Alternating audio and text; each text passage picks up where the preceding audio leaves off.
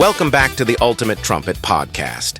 I'm Adam, joined as always by Bella, and today we're getting into something that has been a part of basically every trumpet player's routine since the beginning of time. Long tones. And the question we're actually asking today is whether they deserve that spot in your practice session, or whether we've all just been following a rule nobody ever thought to question. Right. And the reason this came up is because Michael Drosty over at trumpetstudio.com wrote a really sharp article on this. And when we read it, we both kind of looked at each other like, okay, this is going to make some people uncomfortable. Because the answer is not the one most teachers give you. It's not, yes, always do them, end of story.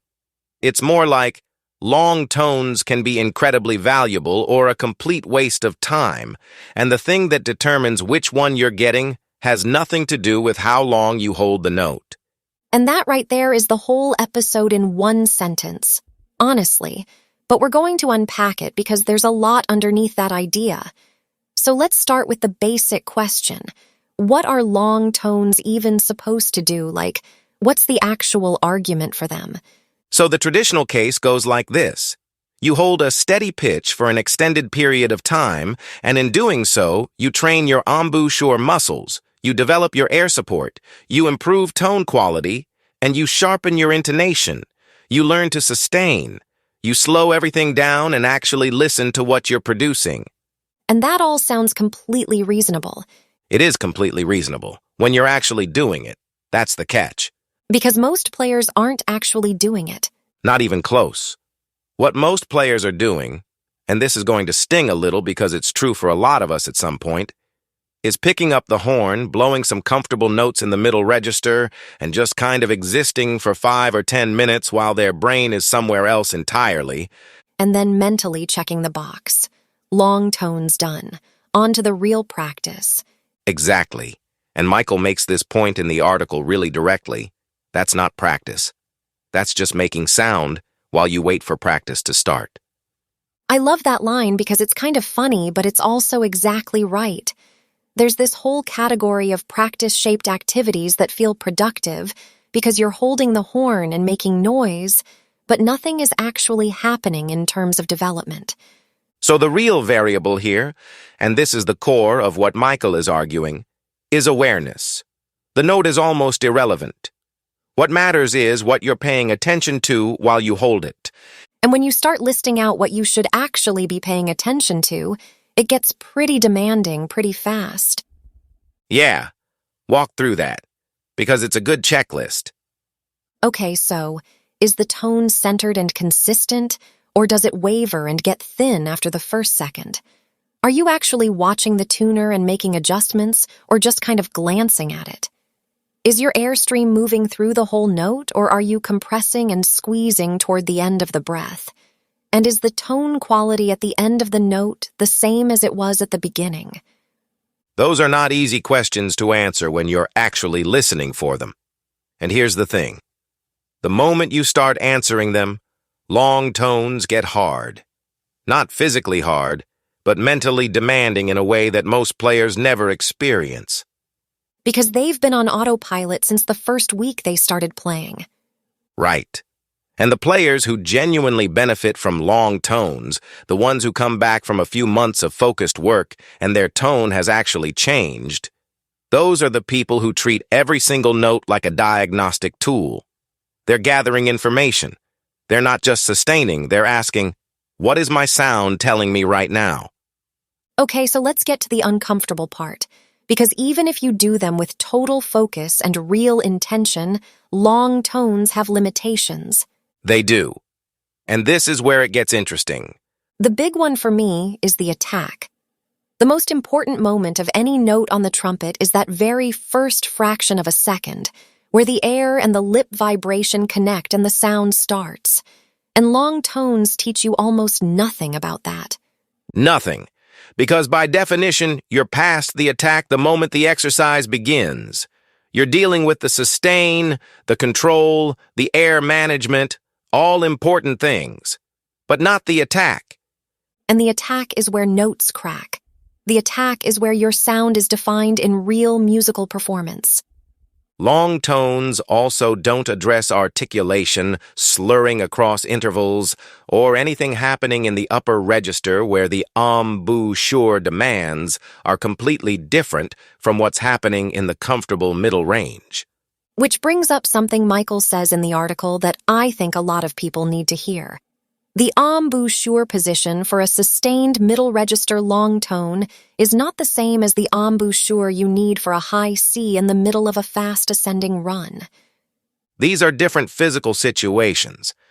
And if you spend the first 20 minutes of your session on long tones in the middle of the staff and then try to play in the upper register, you've spent 20 minutes warming up muscles that weren't going to carry the load anyway.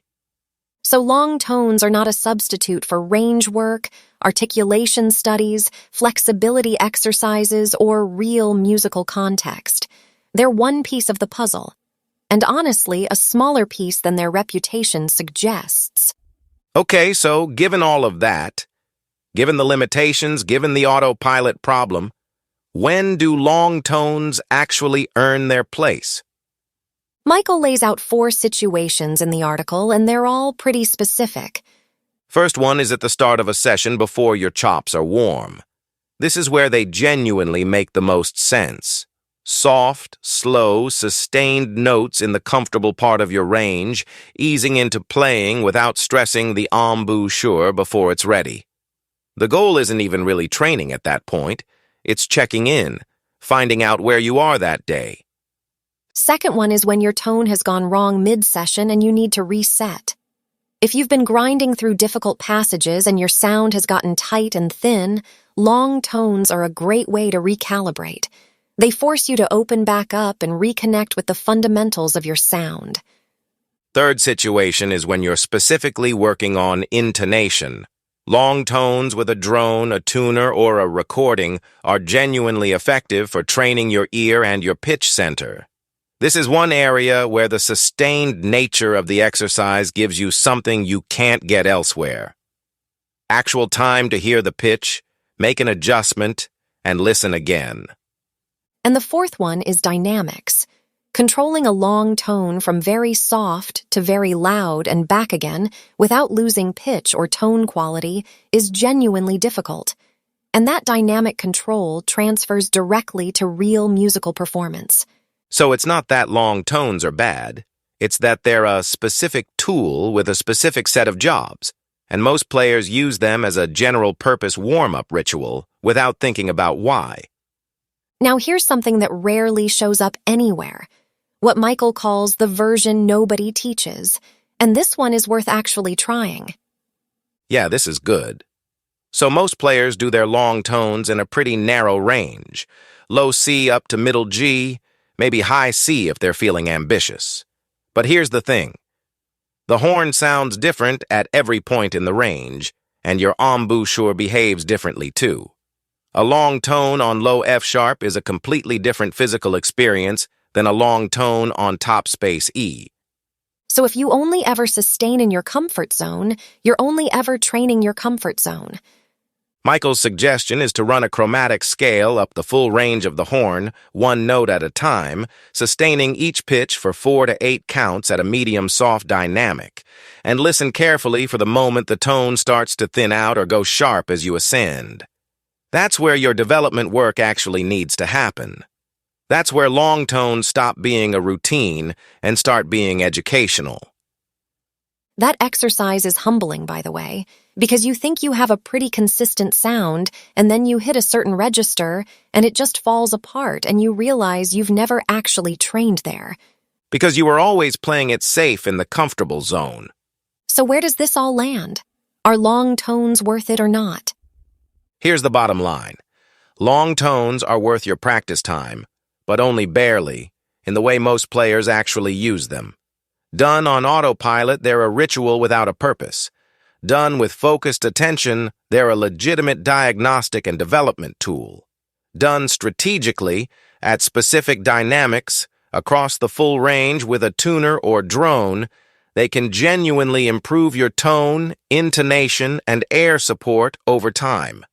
The upgrade most players need isn't more long tones. It's better long tones. Fewer of them, done with complete concentration across a wider range and dynamic spectrum with a clear sense of what you're listening for. 10 minutes of that beats 30 minutes of distracted sustaining. Every time.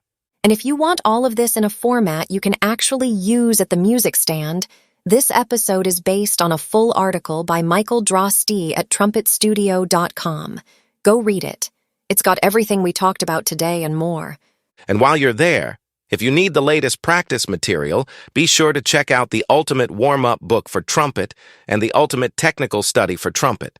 If you're getting ready for the gigging season, don't forget your copy of the Ultimate Wedding Book for Trumpet. All available at trumpetstudio.com.